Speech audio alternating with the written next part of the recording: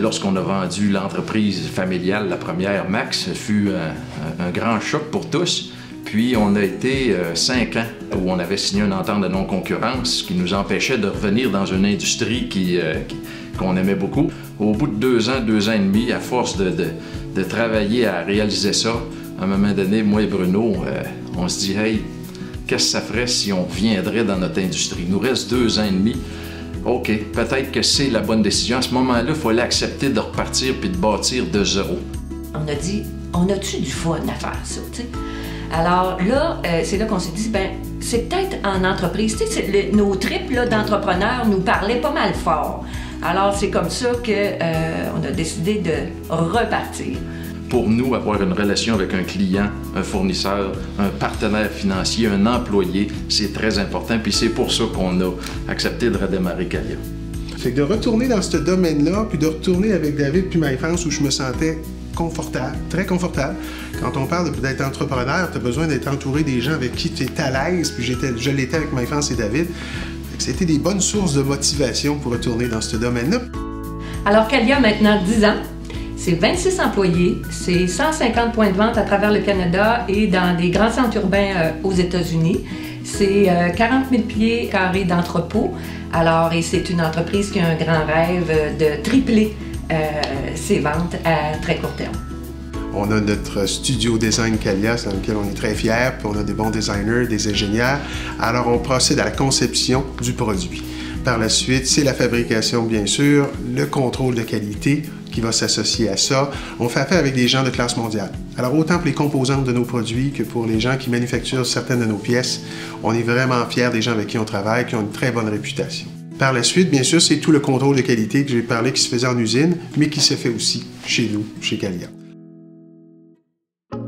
Pour Calia, ce qui nous aide à se démarquer dans le marché, c'est vraiment notre côté innovation. C'est ainsi dire qu'à chaque fois qu'on a des opportunités dans le marché, au niveau produit, là, je suis sûr que la demande veut tendre vers quelque chose ou que nous, on voit des intentions là, qui seraient très intéressantes pour nous autres, on se lance puis on réagit rapidement. Il faut se différencier. Quand on est dans une entreprise, on doit être différent de nos concurrents, puis l'endroit où on a choisi de se différencier fortement, quitte à hypothéquer un inventaire très élevé, puis on s'est retrouvé finalement à dire il faut livrer en 48 heures, ce qui va vraiment nous démarquer de la compétition. Mais Calia, c'est une entreprise unique c'est une entreprise familiale. Puis une entreprise familiale, c'est vraiment une entreprise qui est préoccupée par l'humain, par la personne. Puis Calia a fait quelque chose de très particulier dans son marché, c'est qu'il s'est préoccupé du client final, du consommateur. Puis on l'a fait ensemble, puis pour nous autres, c'est ça qui fait que c'est un partenaire unique d'affaires pour Groupe Deschênes. Notre implication dans la communauté, elle a son essence dans... on a un père qui est très généreux. Et c'est quelque chose qu'on a appris très jeune, que ça fait partie de comment bien vivre en société. Alors de redonner, c'est important. Je pense que c'est important de redonner à la communauté sous différentes formes, en fait, que ce soit la présidence d'une campagne de financement ou tout simplement agir avec les petits-enfants qui sont atteints de maladies, entre autres le camp. Moi, c'est une cause qui me tient à cœur depuis 10 ans que je supporte. Donc, c'est ça. Moi, ma fille me disait, papa, moi, ça me remplit le cœur quand que j'aide et que je redonne. Ben moi, je pense que c'est le même feeling que j'ai. Ça me remplit le cœur, ça me fait du bien. Alors, on entend souvent que quand on donne, on reçoit, ou la main qui donne garde toujours l'odeur de la fleur. Alors, pour moi, c'est vrai, cette chose. Mon implication principalement au niveau social à Sainte-Marie, c'est vraiment avec les jeunes. C'est vraiment là que ça s'est fait. Probablement parce que mes jeunes s'impliquaient dans diverses activités sportives. Puis là, tout à coup, tu vois que si comme parent, tu peux aider, parce que c'est pas tout le monde qui a la disponibilité et le temps de pouvoir le faire. Fait que si toi, tu peux l'avoir, cette chance-là, ben, tu redonnes puis tu en donnes aux enfants.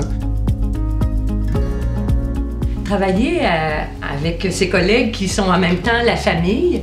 Alors, je pense que de un, il faut être capable de se parler. Alors, certainement que ça se fait. 2, que les rôles de chacun soient clairs. Je pense que c'est très clair ce que chacun fait. Et 3, que ce soit toujours dans le respect. Fait que si des fois il y a des choses qui sont pas claires entre nous, ben on les règle entre nous, pas devant le public pour affecter quoi que ce soit. Je pense qu'on a une relation professionnelle, mais on a aussi une relation en dehors du travail. Alors ça, je pense qu'aujourd'hui, ça nous aide dans nos relations également professionnelles. Tu sais, tu as utilisé le mot réaliser, là. On veut tous se réaliser, mais on espère tous que chacun va se réaliser aussi. Fait qu'un grand respect de ce côté-là. Puis au niveau confiance, travail, en tout cas, moi, je me demande jamais si Marie-France a fait ce qu'elle avait à faire, ou David. On est très à l'aise et très confortable. La planification que l'on relève d'entreprise, d'abord, on aurait toujours le rêve de le faire avec les enfants.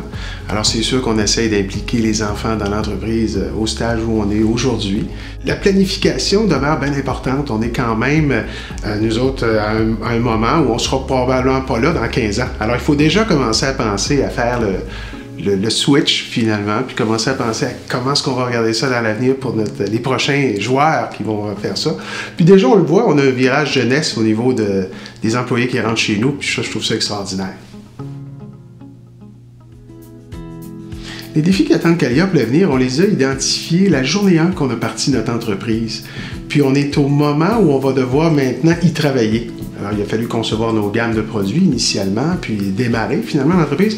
Mais on savait que le virage numérique allait être une priorité. On savait qu'au niveau logistique, la livraison à domicile va être un must. Puis ensuite de ça, on rêvait d'être un ensemblier, donc avoir d'autres catégories de produits que la robinetterie, puis les portes de douche et les bases de douche.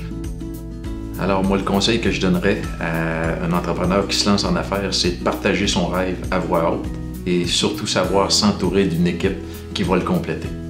Puis bien faire son plan d'affaires, de vraiment s'assurer de se différencier, peu importe dans quoi il va s'en aller, d'être certain de créer sa propre identité dans son domaine.